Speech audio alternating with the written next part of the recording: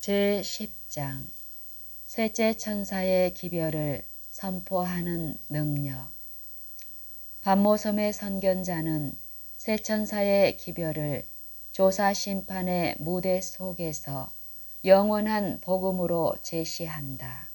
이것은 예수께서 오실 때 성도들의 인내가 여기 있나니 그들은 하나님의 계명과 예수에 대한 믿음을 지키는 자니라고 말씀하시게 될 한 백성을 불러 모으는 일 속에서 절정에 달한다. 계시록 14장 12절. 이것은 그리스도의 하늘 지성소 봉사와 안식일의 신성성을 강조한다. 이것은 종교적 불관용을 시행하는 자들이 하나님의 진노를 촉발시킨다고 세상을 향하여 경고한다. 이것은 순종하는 자들로 은혜의 기간의 종결과 그리스도의 재림을 위해 준비하도록 한다. 이것은 세상에게 위조된 안식의 날을 제공함으로써 하나님께 존경을 드린다고 공언하는 자들의 이중성을 폭로한다. 씨를 뿌리는 것은 추수를 기대하는 것처럼 복음 시대 시초에 영적 축복들을 베풀어 주신 것은 그 맞춰지는 때에도 유사한 축복을 기대케 한다. 그리스도께서는 일관되게 지상 생애 동안에 아버지를 영화롭게 하기 위해 사셨다. 오늘날 하늘은 우리 모두가 아버지께서 심판을 다 아들에게 맡기셨으니 이는 모든 사람으로 아버지를 공경하는 것 같이 아들을 공경하게 하려 하심이라는 것을 알기를 원한다. 요한복음 5장 22절, 23절. 요한계시록에서 예수님께 돌린 영광은 결코 주의를 그분의 갈바리 승리로부터 딴 곳으로 돌리도록 하지 않는다. 오히려 그 승리들의 결과로 하늘은 주님을 정의로운 심판자로 높인다. 우리 주님께서 하늘에서 행하시는 봉사를 유한한 인간이 받아들이도록 가장 크게 계시하는 것은 요한계시록 14장의 셋째 천사 기별에서 절정을 이루게 될 것이다. 계시로 번역된 아포칼립스는 모호하게 하는 것을 치워버리는 것을 의미한다. 이것은 성경의 마지막 책, 즉 예수 그리스도의 계시의 적절한 명칭이다. 왜냐하면 이것은 아버지께서 높이기를 기뻐하시는 그분의 영광스러운 모습을 많이 보여주고 있기 때문이다. 아버지께서 친히 이 책의 제목을 붙이셔서 그의 아들에게 주셔서 반모섬의 선견자를 통해 그 영광을 우리와 나누도록 하셨다. 본서는 구주를 28회에 걸쳐 어린 양으로 언급하는데 성경의 다른 어느 책보다도 많은 횟수이다. 본서 서론부인 제1장에 우리 주님을 가리키는 칭호나 대명사는 49회이며 첫 3장 가운데는 137회에 해당한다. 우리가 한 백성으로서 본서를 이해하게 될 때 우리 속에 위대한 부흥을 경험하게 될 것이다. 또한 우리는 부흥에 이어 개혁이 뒤따르는 것을 보게 된다. 만일 우리 백성이 요한계시록에 묘사된 사건들이 가까움을 인식한다면 개혁이 우리 교회 내에 일어날 것이다. 더욱이 다니엘과 요한계시록을 연구하는 자들은 억누를 수 없는 행동을 취하게 될 것이다. 그중 가장 흥분시키는 장 중 하나인 요한계시록 14장은 지구의 궁극적 위기를 다루고 있다. 어떤 성경학자들은 이 장을 온 성경 중에서 가장 포괄적인 장이라고 말한다. 왜냐하면 여기에는 영원한 복음의 필수적 특성을 이루는 수많은 그리스도교 교리가 암시되어 있기 때문이다. 이 장은 하나님의 선하심과 엄격하심을 모두 나타낸다. 이 장은 각처에 있는 모든 인간을 향해서 외친다. 하나님을 경배하라. 심판의 때가 이것을 요구한다. 하나님을 경배하라. 교회의 전통들이 아닌 그분께 순종하라. 하나님을 경배하라. 짐승과 그의 우상 그리고 그의 표가 아니라 창조의 기념일을 준수하라. 이 장은 하나님의 선하심과 엄격하심을 모두 나타낸다. 이 장은 각처에 있는 모든 인간을 향해서 외친다. 하나님을 경배하라. 심판의 때가 이것을 요구한다. 하나님을 경배하라. 교회의 전통들이 아닌 그분께 순종하라. 하나님을 경배하라. 짐승과 그의 우상 그리고 그의 표가 아니라 창조의 기념일을 준수하라. 이것은 왜 그렇게 시급한 일인가? 지상의 거민들은 영원한 정의의 심판대 앞에 도열해서 그분의 파괴된 율법을 놓고 그들의 재판장을 만나야만 한다. 다니엘은 그 광경을 묘사한다. 내가 보니 옛적부터 항상 계신 이가 자정하셨는데 그의 보좌는 불꽃이요 심판을 베푸는데 책들이 펴 놓였더라. 요한계시록 14장에 들어서자마자 독자는 터져 나오는 찬송을 듣게 된다. 하늘이 승리를 거둔 데 대해 행복이 넘쳐 흐르는 모습이다. 검은 고 타는 자들이 자기 검은 고를 탄다. 그와 함께 마치 북을 치는 것처럼 천둥이 박수를 친다. 그 이마에 그 아버지의 이름을 쓴 처녀들로 나타난 노래하는 자들이 기뻐한다. 다음에 여태껏 인간에게 선포된 것 중 가장 엄숙한 기별을 갖고 새 천사가 어둠의 세상을 향해서 날개치며 날아간다. 셋째 천사에 관해서 화인 여사는 그의 기별이 앞에 두 천사가 가진 기별을 포함한다고 설명한다.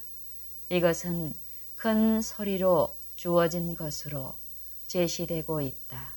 이것은 곧 성령의 권능으로 주어진 것이다. 그리고 그녀는 셋째 천사의 기별은 우리가 지상 역사의 종말에 가까이 나갈수록 중요성이 증가한다. 이것은 세상을 향해 마지막으로 제공하는 자비이다. 라고 예고한다. 이 땅의 법정도 특정 절차를 지켜야만 한다. 법률사에는 비밀 재판이 허용되지 않는다. 그 시간, 장소, 다루게 될 소송 사건에 대해 공중에게 알려야 한다. 하나님께서는 선지자 다니엘을 통하여 시간과 장소를 알리셨다. 2300주야까지니 그때에 성소가 정결하게 되리라. 다니엘 8장 14절. 이렇게 하나님께서는 크게 주목해야 할 시간으로 1844년 10월 22일을 그 장소로는 하늘 성소의 둘째 칸을 공표하셨다. 조사 심판 때에 하나님께서는 하늘 소성 명부 어린 양의 생명책에 기록된 각자의 이름을 살펴보신다. 그리스도를 고백한 적이 있는 각 사람을 열거해 놓은 기록이다. 하나님께서 임박한 심판에 대해 세상을 경고하시고자 보내신 강력한 징조들을 통하여 우리는 1844년이란 시간에 대해 하늘이 얼마나 엄숙한 중요성을 부여하고 있는지를 볼 수 있다. 첫째로 1755년 11월 1일에 리스본 대지진은 6분 동안에 3만 명의 생명을 앗아갔다. 다음에 1780년 5월 19일에 해가 어두워지고 구릿빛을 띤 달이 그 밤에 떠올랐다. 그 다음 1833년 11월 13일 새벽에 동부 아메리카 하늘은 떨어지는 별들로 가득 차게 되었다. 계시록 6장 12절 13절 참조. 하나님께서는 만족감 가운데서 인간들이 벌떡 일어나도록 종교계와 정치계의 사건들을 이용하셨다. 프랑스 파리의 공포 정치는 3년 반, 1793년부터 1797년 동안 이루어져 초기 재림 신자들이 요한계시록 11장 7절로 13절을 두고 해석한 3년 반이 성취되었다. 예언상의 시간에서 하루는 1년을 상징한다. 에스겔 4장 6절 참조. 다음에 온 세상은 1798년에 교황 피우스 6세가 포로됨으로 끝이 난 3년 반 42개월과 1260일로 언급됨. 즉 다음에 온 세상은 1798년에 교황 피우스 6세가 포로됨으로 끝이 난 3년 반, 즉 42개월과 1260일로 언급된 3년 반 예언적 시대가 성취되는 것을 깜짝 놀라는 가운데 주목하게 되었다. 당시에 나폴레옹은 교황권의 종식을 선포했다. 계시록 13장 3절 5절. 각처에서 사람들은 이것들은 무슨 의미인가? 라고 질문했다. 성령께서는 이러한 놀랄만한 사건들을 사용하셔서 성경의 예언적 부분에 대해 관심을 갖도록 하셨다. 1830년대와 1840년대 초기에 성경 연구가들은 요한계시록 10장의 해화적 상징과 남은 때가 없다는 취소할 수 없는 선포에 대해 특별히 관심을 기울였다. 후에 그들은 이것을 예언적 시간을 의미하는 것으로 해석했는데 그 이유는 성경의 최후 예언 일자, 즉 1844년 10월 22일 뒤로도 실제적 유예 기간이 연속되었기 때문이다. 펼쳐진 작은 책을 그들은 다니엘 예언의 임봉된 부분을 언급하는 것으로 이해했다. 집중적인 연구를 통해서 다니엘 8장 14절에 2300일, 즉 2300년, 예언은 1844년에 끝날 것이라는 것이 밝혀졌다. 최종적으로 그들은 끝나는 날이 10월 22일이라는 데 동의하였다. 성령의 강권하심에 따라 이 날짜를 선포하는 밤중 소리가 1844년 여름에 시작되었다. 마치 법원의 소환장처럼 밤중 소리는 세상을 향해서 바래졌지만 일반 교회들은 그 소환에 응하기를 거절하고 도덕적으로 타락했다. 기별에 수반되는 성령을 거절함으로 그들은 법정을 모욕하는 위치에 서게 되었다. 바벨론이 무너졌다는 둘째 천사의 기별은 그들의 형편을 나타내었다. 기대한 것과는 달리 10월 22일에 그리스도께서 재림하시지 않자 신자들을 붙들어 주었던 기쁨의 고대는 사라지고 실망이 닥쳐왔다. 그들은 애언을 충분히 이해했다고 생각했다. 엘렌 G. 화이트에 따르면 등잔과 함께 등에 기름을 갖고 거듭나게 하고 계몽시키는 성령의 능력을 받은 슬기로운 처녀들은 그들의 믿음을 지켰다. 그들은 실망과 지체로 전복될 수 없는 개인적 경험을 가졌던 것이다. 그들은 그들을 인도하신 성령께서 당신의 좋은 때에 좀 더 많은 교훈을 베풀어 주실 것을 믿는 가운데 기다리고 살펴보며 연구하고 기도했다. 우리는 도덕적 위기 때마다 하나님께서 알곡으로부터 결을 채질하시는 것을 볼 수 있다. 성령의 인도하심을 충분히 받아들인 사람과 충동에 따라 움직이는 사람을 구별해 내신다. 성령의 기름이 없는 미련한 처녀들은 운동에서 이탈했다. 하나님께서는 즉시로 당신의 목적을 계시하기 시작하셨다. 중부 뉴욕주의 하이람 에드손은 10월 23일 아침에 충격을 받은 후 기도드리기 위해 옥수수 밭을 가로지르며 걸어가고 있었다.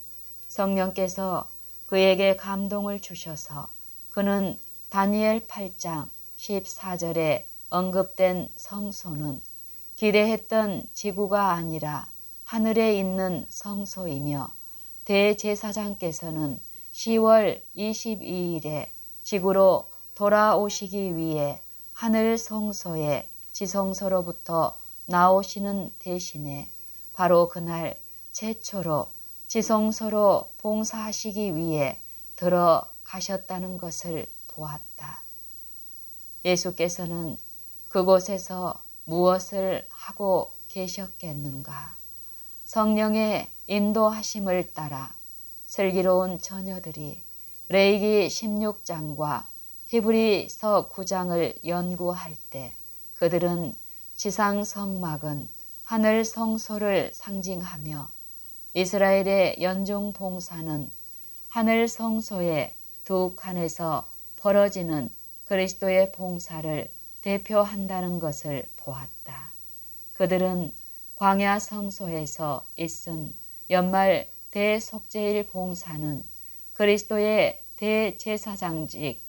대제사장적 심판 시간 봉사를 미리 보여주는 것임을 알게 되었다. 그들은 광야 성소에서 있은 연말 대속죄일 봉사는 그리스도의 대제사장적 심판 시간 봉사를 미리 보여주는 것임을 알게 되었다. 하늘 지성소를 바라다 보면서 그들은 십계명을 담고 있는 법궤를 보았으며 그것들이 심판의 표준임을 인식했다. 그들은 또한 속죄소를 보았고 하나님께서 심판 전에 보내어진 모든 죄들을 아낌없이 용서하셨다는 것을 이해했다. 디모데전서 5장 24절, 25절. 성경만을 신뢰하는 이 그리스도인들은 더욱 연구함에 따라 그리스도께서 성소로부터 고백되어 용서받은 죄들을 갖고 나오셔서 아사셀을 위한 염소로 표장된 사단에게 그것들을 옮겨 놓음으로 성소 정결을 절정에 이르게 하신다는 것을 깨달았다. 고백되지 않은 죄에 대한 책임은 그것을 포기하거나 예수께 넘겨버리지 않은 이들 위에 머물러 있다. 예수께서는 스스로의 죄가 없기 때문에 사단은 그분께서 타인의 죄를 짊어지려고 하지 않는 한 결코 주님을 사망 가운데 던져 넣을 수가 없었다. 공의는 사단이 처벌받는 것을 요구한다. 그는 자기 스스로의 죄 때문에 고통 당해야만 한다. 그는 타인의 죄를 위한 화목 제물로서는 죽을 수가 없다.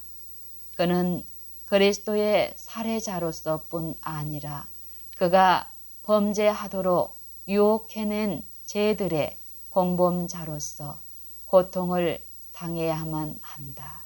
분명히 사단은 자기 몫을 받아야만 한다. 따라서 하나님께서는 심판을 공정하게 하신다. 모든 죄인, 범죄를 짊어진 마귀나 범죄를 짊어진 인간은 모든 죄인, 범죄를 짊어진 마귀나 범죄를 짊어진 인간은 그가 받아 마땅한 것을 마지막 하나까지 남김없이 그대로 받게 될 것이다. 하나님께서는 개인이 그리스도 왕국의 시민이 되기에 적합한 질을 결정하기 위해 성소에서 품성을 달아보신다. 심판은 죽은 의인으로부터 시작해서 살아있는 의인에게까지 이르게 된다. 당신 왕국의 백성들을 결정하면 그리스도께서는 중보 사업을 마치시고 제사장 예복을 벗으신 후 당신의 최고의 왕권을 표시하는 옷으로 갈아입으신다. 당신의 최고의 왕권을 표시하는 옷으로 갈아입으신다. 하나님께서는 개인이 그리스도 왕국의 시민이 되기에 적합한 질을 결정하기 위해 성소에서 품성을 달아보신다. 심판은 죽은 의인으로부터 시작해서 살아있는 의인에게까지 이르게 된다. 당신 왕국의 백성들을 결정하면 그리스도께서는 중보 사업을 마치시고 제사장 예복을 벗으신 후 당신의 최고의 왕권을 표시하시는 옷으로 갈아입으신다. 그 다음에 왕 중의 왕이요 주 중의 주로서 이 지상에서 당신의 충성된 백성들을 모으시기 위해 하늘로부터 강림하신다. 성소 주제는 1844년 실망의 비밀을 여는 열쇠가 되었다. 더 나아가 이것은 서로 연결되어 조화를 이루는 진리의 완벽한 체계를 볼 수 있게 해 주었다.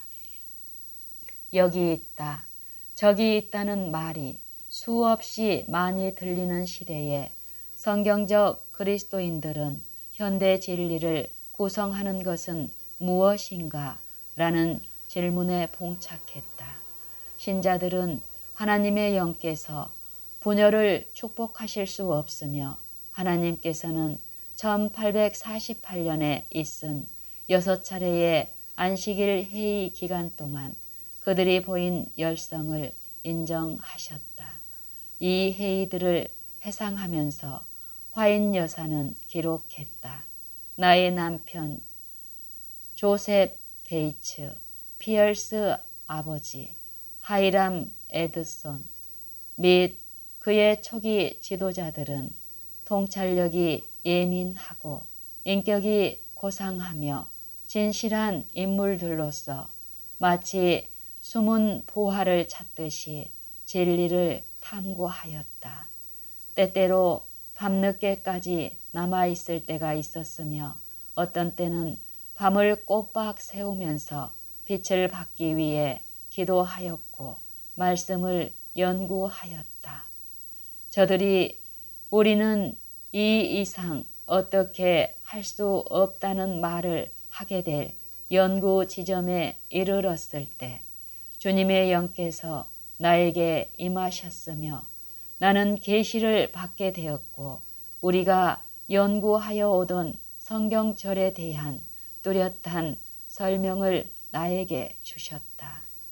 우리에게는 진리가 있었고 우리는 하나님의 천사들의 지도를 받아왔다.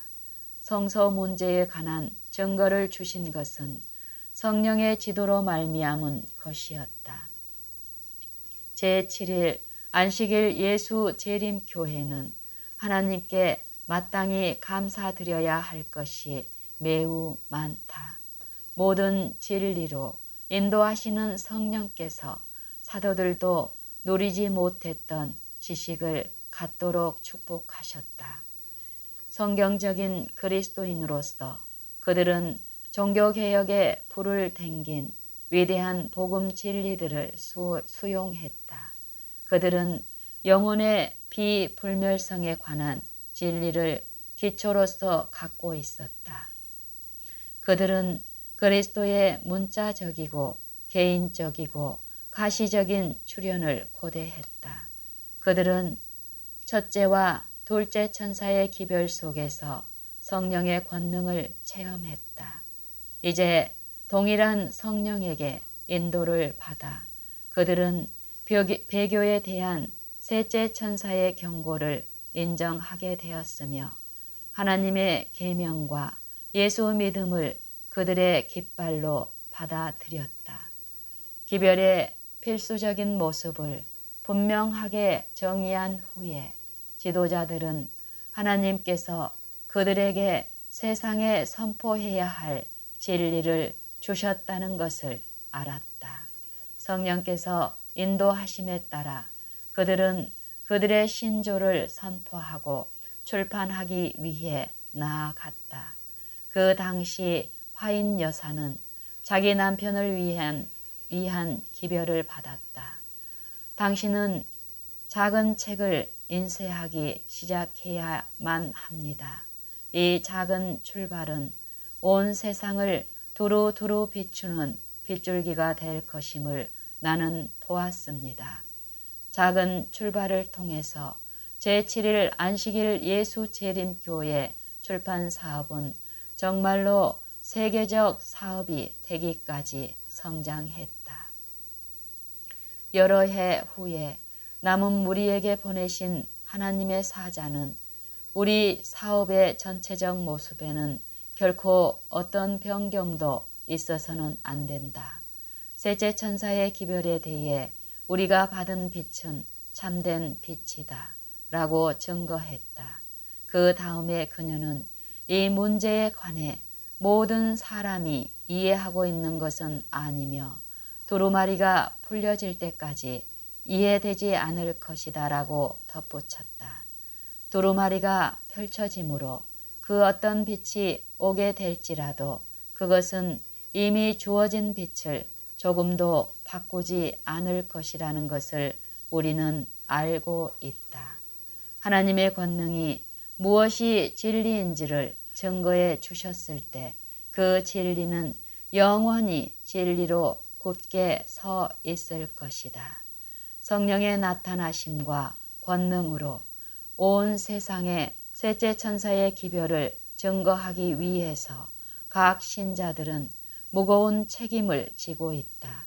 죽을 인생들에게 선포된 것 중 가장 엄숙한 기별이 셋째 천사의 기별 속에 담겨 있다. 이 죄의 본질에 대해 세상이 어둠 속에 내버려진 채로 있어야 하는가? 정말 확신하건대 그렇지 않다. 하나님께서는 당신의 피조물들을 그렇게 취급하지 않으신다. 그분은 무지의 죄에 대해 결코 진노하지 않으신다. 모든 개인적 고려는 2차적인 것이 되었다. 하나님의 남은 백성은 지구를 셋째 천사의 외침으로 채워야 할 것이다. 하나님의 남은 백성은 지구를 셋째 천사의 외침으로 채워야 할 것이다.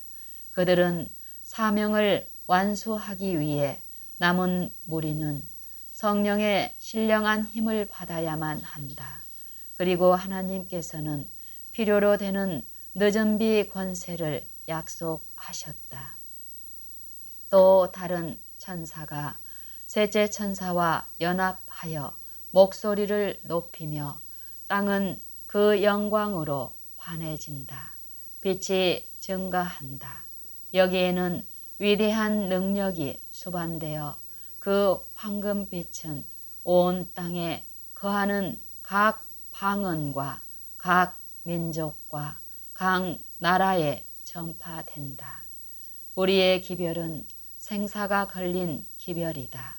큰 것, 곧 하나님의 성령의 나타나심을 기대하는 것은 우리의 특권이다. 약속된 늦은 비를 통하여 땅 위의 모든 정직한 심령들은 셋째 천사의 기별을 듣고 이에 반응하여 그들도 다 하나가 되게 하소서라고 기도하신 그리스도의 기도를 이루기 위해 사랑과 우정의 띠 안에서 하나가 될 것이다. 요한복음 17장 21절. 약속된 늦은 비를 통하여 땅 위의 모든 정직한 심령들은 셋째 천사의 기별을 듣고 이에 반응하여 그들도 다 하나가 되게 하소서라고 기도하신 그리스도의 기도를 이루기 위해 사랑과 우정의 띠 안에서 하나가 될 것이다. 요한복음 17장 21절.